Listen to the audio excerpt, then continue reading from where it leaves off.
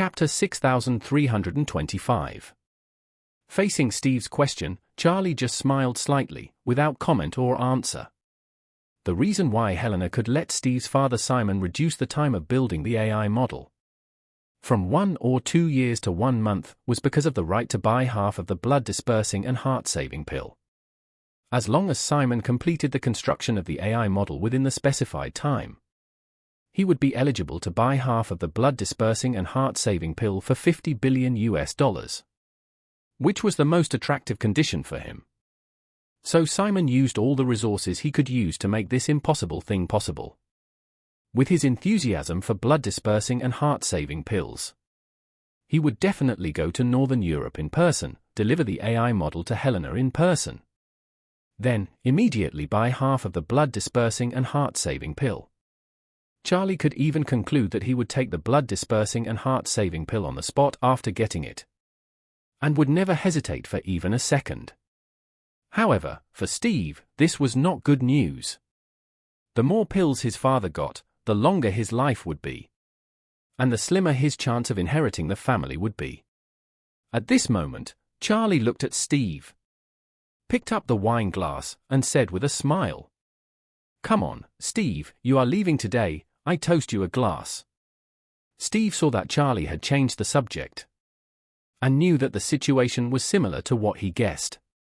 He sighed softly, stood up very respectfully, and raised the wine glass at the same time, and said piously, "Mr. Wade, you are polite, I toast to you."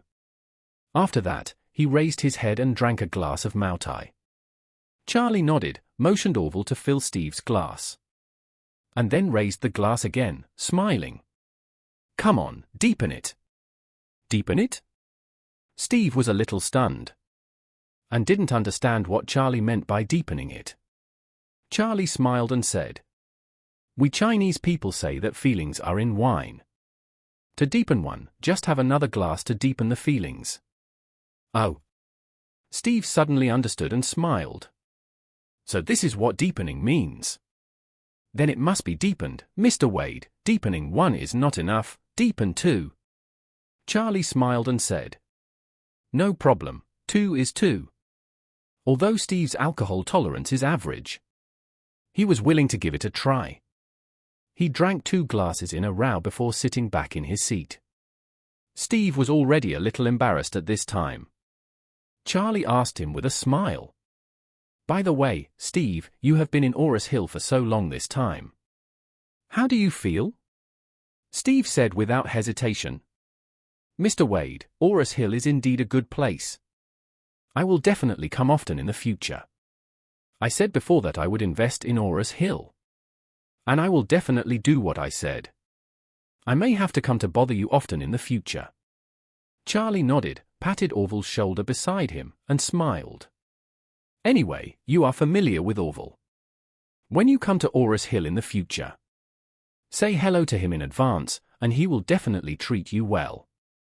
Orville smiled and said, "Yes, Mr. Rothschild, we are all family members. And you also have my contact information. Contact me in advance when you come to Orris Hill in the future." Okay. We are all family members. I will definitely contact Mr. Hong in advance." Steve nodded repeatedly, with an uncontrollable smile on his face. He didn't understand why. Orville was obviously just a little brother beside Charlie, and in terms of worth, strength, and social status, he was more than 100,000 miles worse than himself. However, when Orville said the words family members, he was actually somewhat moved and even a little flattered. So he immediately picked up the wine glass, stood up, and said to Orville, "Mr. Hong is right, we are all family members. Come on, Mr. Hong, I'll toast you a glass." Now it was Orville's turn to be flattered. He thought to himself, "DMN, I followed Master Wade. This is really a great honor. Who would have thought that the second in command of the Rothschild family would actually toast me with a glass of wine? Next week is the anniversary of my short-lived father's death. When I go to visit his grave, if I tell him about this at the grave, he will jump out and point at my nose and scold me for bragging. Steve saw Orville sitting there grinning and not accepting his toast.